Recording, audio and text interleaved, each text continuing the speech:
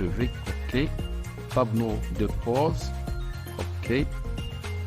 Et le fichier de dimension finale, il comporte l'ensemble des calculs de la première page ou bien la page de garde, passant par les portées équivalentes, le télescopage, ensuite les tensions mécaniques,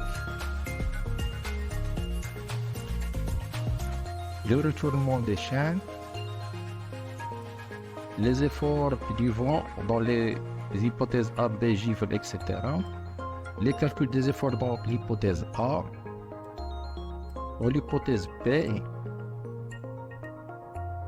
l'hypothèse de givre, l'hypothèse d'inclinaison, l'hypothèse de retournement, le tableau récapitulatif des efforts, A, B, givre, retournement, bien inclinaison, retournement, il choisit le max des efforts. OK.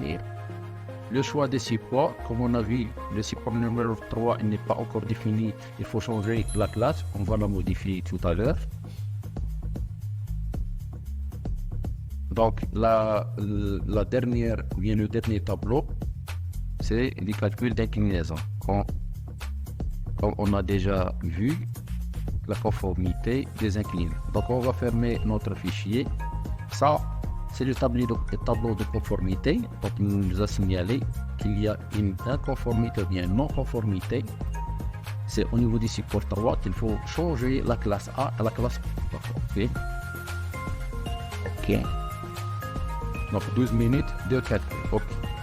On va passer à la modification du calcul et du support numéro 3, saisir le numéro de support, donc support numéro 3. Donc on va modifier la classe A par la classe B. OK. OK, on va enregistrer. OK. Donc le support numéro 3 pour nous. Donc on a modifié la classe A par la classe B. On va fermer notre fichier.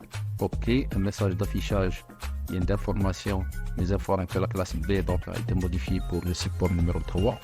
OK. On passe au calcul. On va recalculer notre ligne. OK. On passe par les étapes qu'on a vu tout à l'heure. On ne va pas modifier. OK.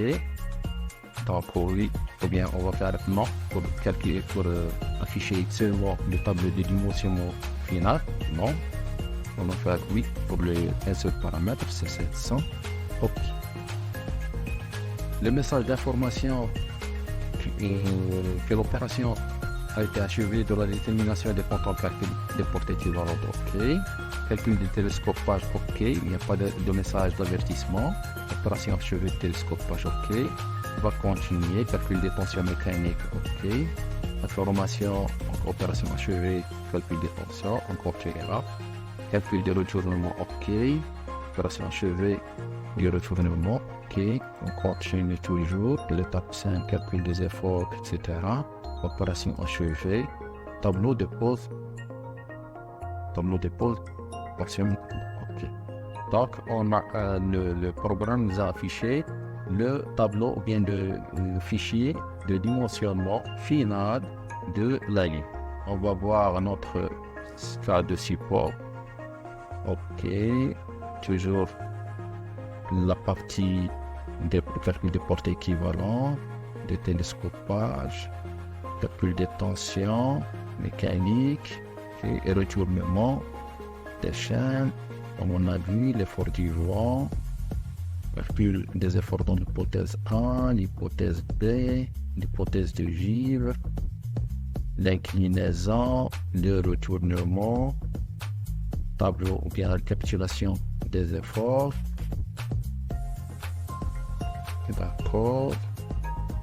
Passe donc choix de support. Donc, le support numéro 3 a été calculé.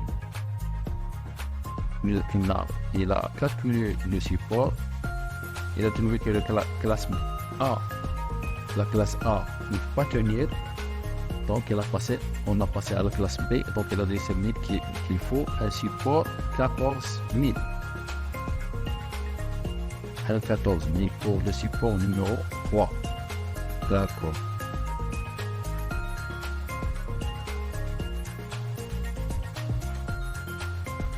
Aussi, donc, pour l'inclinaison, on va voir la conformité.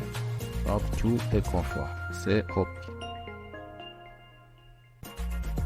On va se demander pourquoi un effort de 682,04, il a choisi un support de 14 000.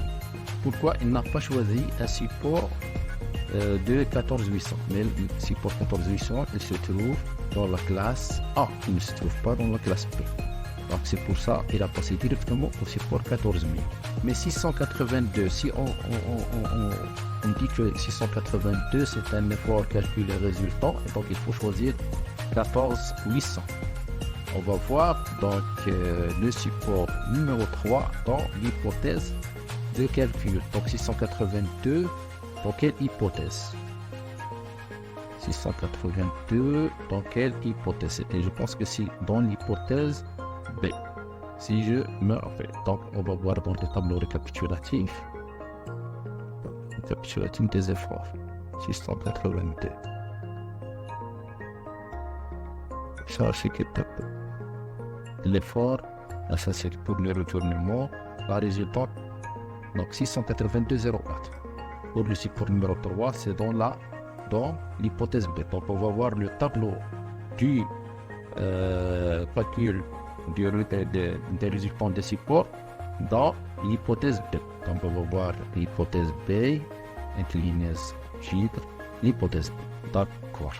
Donc ça c'est 682,04 et les calculs. Donc il a un effort longitudinal de 359,04 et un effort transversal de 215,33. Donc, si on va calculer l'effort manuellement, donc puisqu'il s'agit de la classe B, donc c'est classe B, donc on va tenir le 215,33, on va la diviser par 3. Divisé par le 1 tiers, c'est-à-dire le multiplier par 3. On a multiplié par 3, on va lui ajouter 359,04. Ça, 1005, c'est l'effort calculé pour la classe A. On va faire, donc c'est pour cela que le programme a trouvé que l'effort calculé, il dépasse 800. Il nous a demandé de passer à la classe B. On va calculer maintenant l'effort pour la classe B. On va voir est-ce que 682 ou non. Donc nous avons 215,33. On va la diviser par 3 multiplié par 2, c'est-à-dire les 2 tiers. D'accord. On va la diviser par 3. On va la multiplier par 2. Ok. On va lui ajouter 359,04. C'est OK. Non. On va recalculer 215,33 multiplié par 3 divisé par 2. Ok. Plus 359,04. Donc 682,04. Donc c'est ça. Puisque la classe du support classe B, la partie des alvéoles ou bien la petite inertie, il tient les 2 tiers de l'effort nominal du support.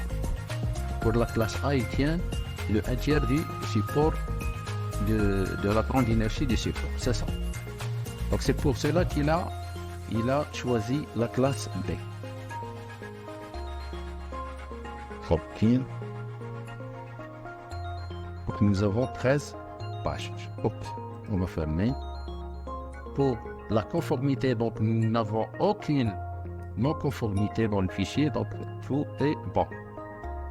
OK. OK. Maintenant, on a achevé le calcul du calcul mécanique de la ligne. On a vu dans notre module calcul la partie modification du support, modification des caractéristiques. Donc si on veut modifier les caractéristiques du support, donc on doit passer par ce module. qu'on va voir dans le module prochain, Inch'Allah. Donc merci pour votre attention et à la prochaine, et Inch'Allah.